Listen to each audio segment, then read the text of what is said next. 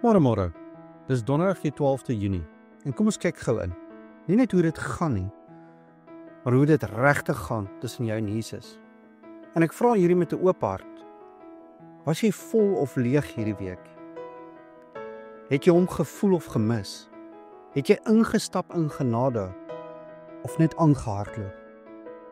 In Hebreërs 4 vers 16 staan daar geskrywe: Laat ons dan met vrymoedigheid na die troon van genade gaan, sodat ons barmhartigheid kan verkry en genade vind om op die regte tyd gehelp te word. Dis nie oor of jy perfek was nie, dis of jy hom gesoek het. Die Griekse woord wat daar gebruik was parakaleo, en dit beteken om langs iemand te staan, aan te moedig en te bemoedig. Die Heilige Gees is ons parakleet. Hy staan langs jou. Jy hoef nie groot te wees nie, jy hoef net naby te wees. So hier's 'n paar vragies om oor te dink. Het jy regtig hierdie week stil geraak saam met Jesus? Het jy regtig oopgemaak om sy genade te ontvang? Of het jy net probeer op jou eie uit te hou?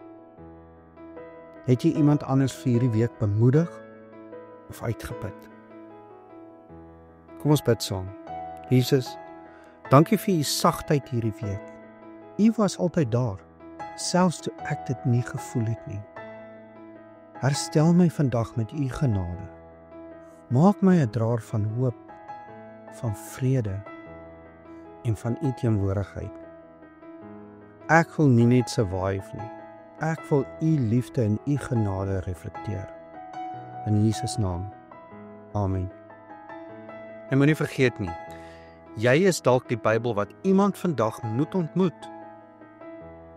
Lewe so dat jou lewe wys dat Jesus genoeg is. Ek hoop jy het 'n wonderlike donderdag.